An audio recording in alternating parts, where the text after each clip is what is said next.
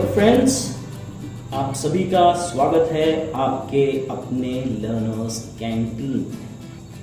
दोस्तों, आज आपके कैंटीन में आपको नाश्ता मिलने वाला है डिवीजन ऑफ इंटीजर्स का।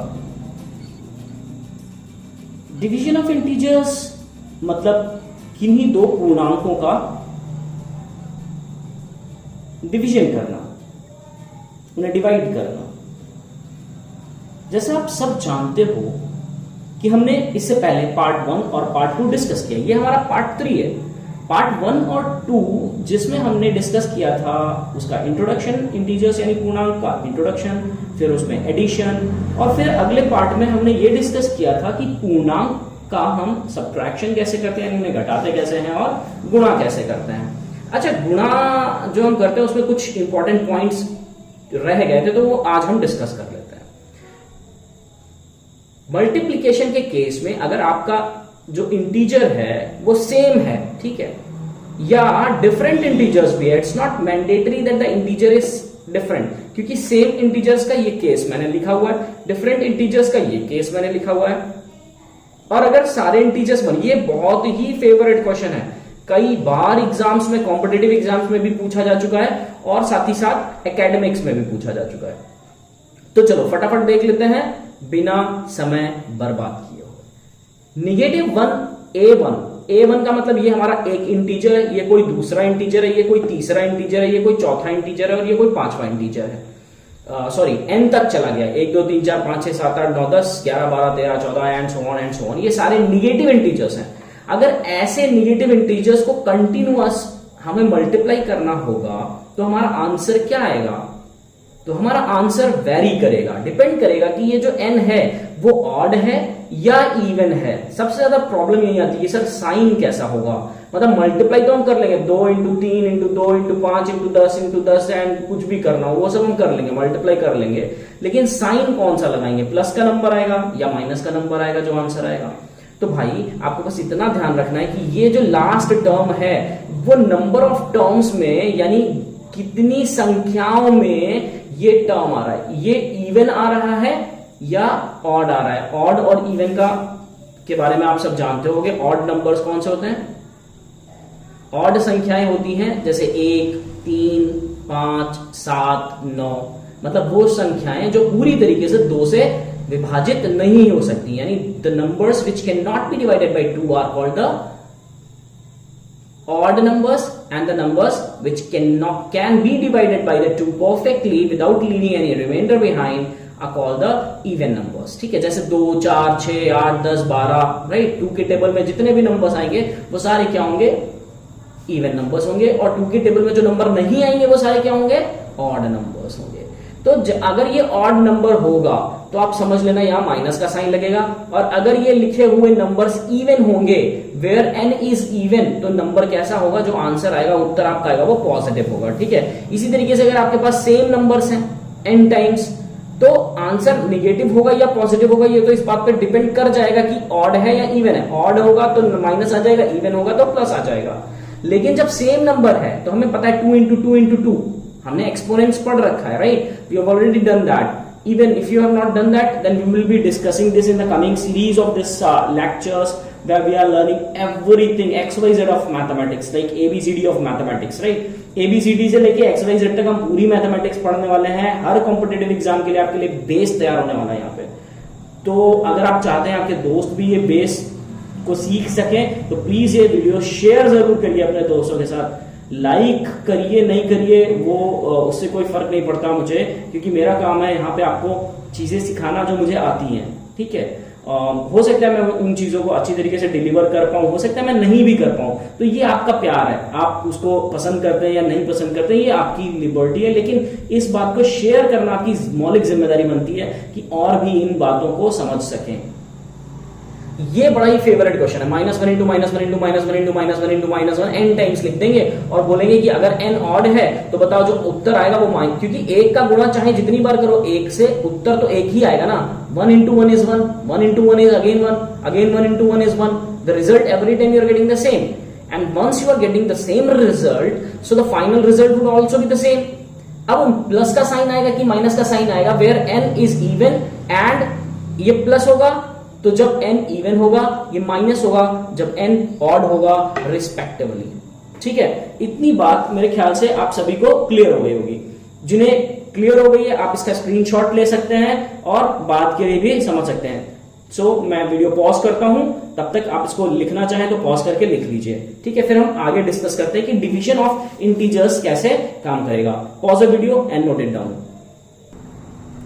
तो ठीक है दोस्तों, अब हम कुछ रूल की बात कर लेते हैं, कुछ बातें कर लेते हैं। जैसे इसमें दिया हुआ है कि रूल 1 क्या है। अगर दोनों इंटीजर्स यानी दोनों पूर्णांक कैसे हों, या तो ऋणात्मक पूर्णांकों का विभाजन करना हो या फिर धनात्मक और धनात्मक का आपको विभाजन करना हो यानी डिवाइड करना हो, तो इस केस में क्या होता है, जो उत्तर आएगा वो हमेशा कैसा होगा, धनात्मक होगा। एक एग्जांपल करके देख लेते हैं। जैसे अगर लिखा हुआ -a डिवाइडेड बाई -b, ठीक है, या तो इसको हम कैसे लिख सकते हैं, -a अपॉन -b। ठीक है, -a अपॉन -b, तो ये माइनस और माइनस क्या हो जाएगा, प्लस हो जाएगा, क्योंकि ऊपर भी माइनस है नीचे भी माइनस है। तो क्या करेंगे हम, अगर इसको -1 से मल्टीप्लाई कर दें ऊपर भी और -1 से नीचे भी मल्टीप्लाई कर दें, तो उत्तर क्या होगा, माइनस माइनस प्लस हो जाएगा। ठीक है, और a इंटू 1 a हो जाएगा और नीचे भी क्या हो जाएगा, b इंटू 1 b हो जाएगा, प्लस का साइन आ जाएगा। ठीक है, तो अगर दोनों, और जब प्लस होगा तो प्लस में तो मैंने यहाँ पे दिखाई दिया कि अगर दोनों प्लस है तो sign will be the same. ठीक है, अच्छा एक इंपॉर्टेंट बात ये होती है इंटीजर्स के केस में यानी पूर्णांकों के केस में, यदि आप दो पूर्णांकों को डिवाइड कर रहे हैं, ठीक है, तो जरूरी नहीं है कि उत्तर जो है वो भी एक पूर्णांक ही होगा, क्योंकि अभी तक हमने एडिशन, सब्ट्रैक्शन और मल्टीप्लिकेशन में क्या सीखा कि if you are adding two integers, if you are subtracting two integers, if you are multiplying two integers, the answer would always be an integer. लेकिन डिवीजन के केस में ये बिल्कुल उल्टा हो जाता है। हो भी सकता है, इट्स नॉट मैंडेटरी कि नहीं ही होगा, हो भी सकता है और नहीं भी हो सकता है। जैसे मैंने लिखा, एक पूर्णांक लिखा मैंने -1 और दूसरा पूर्णांक मैंने लिखा -2। ठीक है, समझना, तो -1 upon -2 can not B an integer, ये हो जाएगा 0.5। ये माइनस माइनस कैंसिल कर दो या फिर माइनस माइनस को इस तरीके से रिजॉल्व कर लो, लेकिन जो आंसर आएगा वो डेसिमल नंबर आएगा 0.5। ठीक है, तो that can never be a complete integer, तो वो इंटीजर नहीं है, वो डेसिमल नंबर है। ठीक है, तो 0.5 आ गया। तो ये बात आपको याद रखनी पड़ेगी कि दो इंटीजर्स को डिवाइड करने पर जो रिजल्ट है इट्स नॉट मैंडेटरी कि वो क्या होगा, ये जरूरी नहीं है कि वो क्या होगा, एक पूर्णांक होगा, एक इंटीजर होगा। दूसरा रूल क्या कहता है, दूसरा रूल कहता है कि भाई अगर अनलाइक और डिफरेंट साइन है इंटीजर्स के, यानी अगर एक प्लस है, ठीक है, पहला प्लस है, डिवाइड कर दिया गया -b से, या फिर पहला माइनस है और डिवाइड कर दिया गया +b से, ये दोनों डिफरेंट कंडीशंस है ना, तो जो आंसर होगा वो क्या होगा, देखो इसको ऐसे लिख सकते हैं ना, a अपॉन -b, और इसको लिख सकते हैं -a अपॉन b। तो ये भूल जाओ कि ये माइनस का साइन ऊपर वाले इंटीजर्स के साथ लगा हुआ है, यानी न्यूमरेटर में लगा हुआ है या डिनोमिनेटर में लगा हुआ है, ये बात अलग की है। पहले सबसे इंपॉर्टेंट बात क्या होगी, आपको सबसे इंपॉर्टेंट बात ये होगी कि आपको डिवाइड करना है इन दो नंबर्स को। आप सिंपली डिवाइड कर दीजिए आंसर, जो भी आंसर आएगा उसके आगे आप क्या कर दो, माइनस का साइन लगा दो। जैसे एक एग्जांपल ले लेते हैं, छोटा सा एग्जांपल लेते हैं, हम कहते हैं कि 168 है, ठीक है, 168 को आप डिवाइड कर दो -14 से, ठीक है, -14 से डिवाइड कर दो। अब देखो 168 को जब -14 से डिवाइड करोगे तो ये -14 आ गया। अब 14 का टेबल अगर आपको आता होगा तो 12 टाइम्स 14 इज 168 होता है, तो 12 तो आ गया ये आंसर। ठीक है, अब ये माइनस का क्या करें सर, तो माइनस का एक काम करो, माइनस बस यहां लगा दो इसके पहले, 12 के पहले। सर ये कैसे आया, सर ये कैसे किया आपने, तो देखो भाई मैं आपको और छोटे तरीके से समझा देता हूं इसको कि कैसे ये बड़ा ही आसान तरीके से आप इसको सॉल्व कर सकते हो।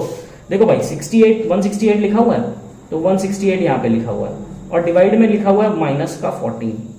ठीक, अब एक काम किया जा सकता है ना, इसको भी -1 से मल्टीप्लाई किया जा सकता है और डिनोमिनेटर को भी -1 से मल्टीप्लाई किया जा सकता है। न्यूमरेटर डिनोमिनेटर को सेम नंबर से मैंने मल्टीप्लाई डिवाइड कर दिया, ठीक है, मल्टीप्लाई कर दिया। तो जब ऊपर का ये -14 और -1 का आंसर हो जाएगा +14, यानी डिनोमिनेटर आपका पॉजिटिव हो गया, और बिना नेगेटिव डिनोमिनेटर से तो सॉल्व नहीं कर सकते, पॉजिटिव डिनोमिनेटर से ही डिवाइड कर सकते हैं। ऊपर वाला नंबर में क्या आ जाएगा, -168। इस तरीके से हम ट्रांसफर भी कर सकते हैं डिनोमिनेटर से न्यूमरेटर में नेगेटिव साइन। ठीक है, अब ये जो है इसको माइनस को बाहर लिख लो यहां पर, तो आंसर क्या हो जाएगा -12। ठीक है, तो इस तरीके से आप इसे सॉल्व कर सकते हैं। तो एक बार अगर अभी नहीं समझ में आया तो पॉज कर लो वीडियो और समझ लो अच्छी तरीके से, ठीक है, या रिमाइंड करके देख लो। मैं पॉज करता हूं वीडियो और आप इसका स्क्रीनशॉट ले लो। एक छोटा सा कॉन्सेप्ट है मॉडुलस ऑफ एन इंटीजर का। तो मॉडुलस का मतलब होता है कि कोई भी इंटीजर दिया हुआ है तो उसको हम डिनोट कैसे करते हैं, पहले ये बात समझ लेते हैं। तो अगर कोई इंटीजर दिया हुआ है तो मॉडुलस को डिनोट करने का मतलब होता है एक दो खड़ी डंडियां हम ऐसे लगा देते हैं सीधी सीधी, स्ट्रेट टू स्ट्रिप्स, और इन दो वर्टिकल लाइंस के बीच में हम अपने मॉडुलस को रखते हैं, यानी जो हमारा इंटीजर दिया हुआ था उसको रखते हैं। तो इसका मतलब क्या होता है सर, ये क्या मतलब है? तो भैया मॉडुलस का सिंपल सा मतलब होता है कि अगर मॉडुलस में ए चाहे निगेटिव हो, ठीक है, चाहे पॉजिटिव हो, ठीक है, पॉजिटिव हो या जीरो हो या माइनस हो, कुछ भी हो, वो वैल्यू हमेशा क्या आएगी, एक पॉजिटिव वैल्यू ही आएगी, ठीक है। कैसी वैल्यू आएगी? पॉजिटिव वैल्यू आएगी। यानी मॉडुलस अगर लगा हुआ है तो वो जो इंटीजर होगा, integer will always give a positive value. तो यहां पर ऐसे आप लिख सकते हैं, integer will always give, integer will always give positive value, ठीक है। कैसी वैल्यू देगा? पॉजिटिव वैल्यू देगा। आप बोलोगे कि सर कोई एग्जांपल करके दिखा दीजिए, तो ठीक है, इट्स वेरी सिंपल। कोई भी एक एग्जांपल ले लेते हैं। मान लेते हैं मेरे पास एक इंटीजर है 10 और मैंने इसको मॉडुलस में पैक कर दिया, तो इसका मतलब है ये 10 हो जाएगा। मैंने बोला सर -10 होगा तब क्या करेंगे, तो भी 10 हो जाएगा, ठीक है। In either of the case the answer is going to be the same, ठीक है। तो हमेशा मॉडुलस अगर लगा हुआ है तो यानी हम पॉजिटिव वैल्यू की बात कर रहे हैं, ठीक है, हम पॉजिटिव वैल्यू की बात कर रहे हैं, हम धनात्मक संख्या की बात कर रहे हैं, ठीक। इतनी बात समझ आई? चलो, अब इसके अलावा आप बोलोगे सर इसका रियल लाइफ में क्या एग्जांपल है? देखो भाई, रियल लाइफ में कई सारे एग्जांपल्स हैं। एक बात बताओ मुझे, मैंने बोला तुम यहां से अपने स्कूल तक गए, तुम अपने घर से अपने स्कूल तक गए -15 किलोमीटर। यार एक बात बताओ, क्या ये जस्टिफाई कर पा रहा है जो आप बोल रहे हो कि -15 किलोमीटर? तो distance can never be negative. तो जब कोई भी value N integer can never be negative, तो हम उसको क्या कैसे दिखाएंगे, हम कैसे बताएंगे लोगों को कि भैया ये नेगेटिव नहीं होगा, ये पॉजिटिव होगा? तो हम मॉडुलस का यूज कर लेते हैं। अब टाइम की बात कर लो, मैं बोलूं कि यहां से मुझे स्कूल तक जाने में -15 मिनट लगे। अरे भैया, माइनस के 15 minute, time can never be negative, distance can never be negative, mass of an object can never be negative. ऐसे बहुत सारे एग्जांपल्स हैं, ठीक है। तो जो वैल्यूज नेगेटिव नहीं हो सकती हैं, तो हमें क्या करना पड़ता है? उनके लिए मॉडुलस का इस्तेमाल करना पड़ता है, ताकि हम उनकी पॉजिटिव वैल्यूज को दिखा सकें, ठीक है। डिस्टेंस बिटवीन 2 पॉइंट्स, ठीक। तो मास किसी भी ऑब्जेक्ट का 0 नहीं हो सकता। इवन अगर मान लो, चलो अच्छा हम डिस्प्लेसमेंट की बात कर लेते हैं, तो डिस्प्लेसमेंट नेगेटिव हो सकती है, क्योंकि डिस्प्लेसमेंट में तो हम डायरेक्शन की बात कर रहे हैं ना। Displacement can show you the direction, तो direction can be in opposite side. लेकिन जो मैग्नीट्यूड होगा that can never be negative.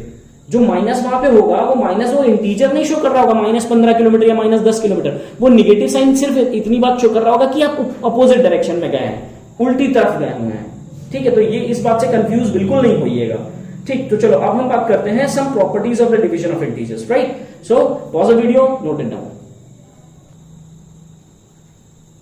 तो दोस्तों, आगे जो हम डिस्कस करने वाले हैं वो बड़ा ही आसान है। Properties of division of integers, यानी जो नियम कायदे कानून हैं किसी भी पूर्णांक को विभाजित करने के, वो हम यहाँ पे डिस्कस करेंगे, ठीक है। तो जैसे हमने अभी तक आपने देखा होगा कि हमने पहले एडिशन की प्रॉपर्टी सीखी थी। आपको याद होगा closure property, commutative property, associative property, existence of additive inverse, existence of additive identity, याद है। फिर हमने सब्ट्रैक्शन की भी सीखी थी, फिर हमने मल्टीप्लिकेशन की भी सीखी थी। तो डिवीजन में कुछ इस तरीके के नाम तो नहीं दिए जाते, लेकिन प्रॉपर्टीज लगभग सेम होती हैं, ठीक है। डिवीजन कहता है कि अगर दो इंटीजर्स को, यानी अगर ए और बी क्या है, दोनों इंटीजर्स हैं, और इन दोनों इंटीजर्स को अगर आप डिवाइड करते हो, चाहे ए पॉजिटिव इंटीजर हो, नेगेटिव इंटीजर हो, या बी पॉजिटिव इंटीजर या नेगेटिव इंटीजर हो, तो जरूरी नहीं है कि जो आंसर आएगा वो इंटीजर होगा। ये मैं पहले भी बता चुका हूं कि जरूरी नहीं है दो इंटीजर्स को डिवाइड करने पे जो आंसर आएगा वो भी एक इंटीजर होगा। लेकिन एडिशन के, मल्टीप्लिकेशन और सब्ट्रैक्शन के केस में ये मैंडेटरी है, जरूरी है। ए डिवाइड बी, अगर ए 0 नहीं है तो अगर ए को बी से डिवाइड, मतलब ए को ए से ही डिवाइड करोगे तो आंसर हमेशा क्या आएगा? 1 आएगा। Where a must not be equal to 0, a 0 नहीं होना चाहिए, क्योंकि अगर ए 0 कर दिया तो 0 divide by 0 is not defined, ठीक है। अगर आप a को 1 से डिवाइड करते हो तो क्या आएगा, आंसर a आएगा। आप बोलोगे सर अगर मैं a को 0 रख दूं तो भाई 0 को 1 से डिवाइड करोगे तो भी 0 ही आएगा। तो a क्या है, 0 है, यहाँ पे a क्या आ रहा है, 0 आ रहा है। ये -1 रख देते तो -1 से डिवाइड करने पर -1 ही आंसर आ जाएगा। तो a भी -1 है और ये आंसर भी -1 है। चलो सर 5 को 1 से डिवाइड करते हो तो आंसर 5 आएगा। तो a 5 है और ये भी 5 है, ठीक है। तो ये प्रॉपर्टी जस्टिफाई हो रही है, राइट। देन 0 को a से डिवाइड करने पर आंसर तो 0 आ जाएगा, लेकिन a को 0 से डिवाइड करने पर नॉट डिफाइंड हो जाता है। जैसे मैंने बोला where a is not equal to 0, ठीक है। तो a 0 नहीं होना चाहिए, क्योंकि अगर a को 0 कर दिया आपने तो ये भी 0 डिवाइड बाई 0 और ये भी 0 डिवाइड बाई 0, उस केस में क्या हो जाएगा, वो एक इनडिटर्मिनेट फॉर्म बन जाएगी। जब आप हायर मैथ्स पढ़ेंगे, क्लास 11 12 में पढ़ेंगे जाकर, तो वहां पे आपको पढ़ने में आएगा एक इनडिटर्मिनेट फॉर्म होती है, that can not B solved this way. तो उसके लिए कुछ मैथमेटिशियंस ने तरीके निकाले कि अगर कोई इक्वेशन दे रखी है जिसमें डिवाइड करना है उस इक्वेशन को हमें, तो अगर 0/0 की फॉर्म बन रही है तो कैसे, एल हॉपिटल्स रूल से हम उसे सॉल्व करते हैं, और ठीक है। तो वो सब आगे की बात है। तो जब उतना मैथ्स हम लोग पढ़ लेंगे तो हम लोग आगे, अभी तो बेसिक्स है, बिल्कुल बेसिक है, तो आप बिल्कुल बेसिक से चलते चलिए। और मैं आपको XYZ मैथमेटिक्स का सब कुछ पढ़ाऊंगा। अभी मैं ABCD पढ़ा रहा हूँ, फिर मैं XYZ आपको सब कुछ पढ़ाऊंगा, राइट। और हाँ, मैंने कई सारे स्कूल्स के वीडियोस देखे हैं, जैसा कि आप सब जानते हो कि लॉकडाउन चल रहा है और schools are doing very hard work, teachers are really doing hard work, they must be appreciated for this. लेकिन अभी भी कुछ, क्योंकि देखो सब कोई, it's very difficult to teach online, right. तो online teaching is quite different then teaching offline, like classroom teaching और ये online classroom teaching is quite different. तो जो आउटकम आना चाहिए टीचिंग से वो शायद उतना ज्यादा प्रोडक्टिव नहीं हो पा रहा है। तो अगर आपका कोई सजेशन है, आप किसी क्लास में पढ़ते हो 9th 10th 11th 12th और आप चाहते हो कि मैथमेटिक्स आपको पढ़नी है, या आपको फिजिक्स पढ़नी है, आपको केमिस्ट्री पढ़नी है, लाइक कुछ भी, whatever you want to study, you just have to mention that in the comment box. तो मुझे एक आइडिया मिल जाएगा कि how many students are really interested studying this, ठीक है। तो फिर हम हायर मैथ्स के लिए एक प्लेलिस्ट बना देंगे और वहां पे वो सारे वीडियोस अपलोड करते रहेंगे, हर क्लास वाइज एक प्लेलिस्ट बना देंगे, ठीक है। तो आपको रेगुलर इंटरवल पे वीडियोस मिलते रहेंगे। अभी तो ये हमारा जो डेडिकेशन है, this is all about the CTET, KVS और इन ये जो एग्जाम्स है, पीआरटी, केवीएस, पीआरटी या सुपर टेट और टेट, इन सबको फोकस लेकर के हम बिल्कुल बेसिक से मैथ्स पढ़ा रहे हैं, राइट। बिल्कुल बेसिक से मैथ्स सीख रहे हैं रेदर देन सेइंग पढ़ा रहे हैं, क्योंकि I am also learning with you people how to teach, right. You are learning how to learn and I am learning how to teach. खैर चलो आगे चलते हैं बिना समय को बर्बाद किए हुए, क्योंकि समय बड़ा ही कीमती है भाई, आपका भी समय बड़ा ही कीमती है। अगर a और b दो इंटीजर्स हैं, उनको डिवाइड करना है और फिर उनका जो रिजल्ट आएगा उसको हम c से डिवाइड करते हैं, तो वो नेसेसरीली जरूरी नहीं है कि वो बराबर होगा a डिवाइड बाई, यानी ये कौन सी प्रॉपर्टी है, एसोसिएटिव प्रॉपर्टी है। कुछ नजर आ रहा है? तो यहां पे एसोसिएटिव प्रॉपर्टी वेरी कर जाती है, associative property does not follow, ठीक है। लेकिन अगर C1 नहीं है, तब अगर C1 हो जाएगा तो ये फॉलो करने लग जाएगा, तब एसोसिएटिव होगा। केवल और केवल एक ही कंडीशन है, इसलिए मैंने लिख दिया unless C is equal to 1। तो केवल एक कंडीशन है, C इक्वल टू 1 कर दो, C इक्वल टू 1 करने पर ये फॉलो होने लग जाएगा associative property. If A B C are non zero integers, अगर A B C आपके पास 3 नॉन जीरो इंटीजर्स, यानी तीनों में से कोई भी जीरो नहीं है और A B से बड़ा है, तो अगर आप A को C से डिवाइड करेंगे तो वो बड़ा होगा हमेशा B को C से डिवाइड करने पर।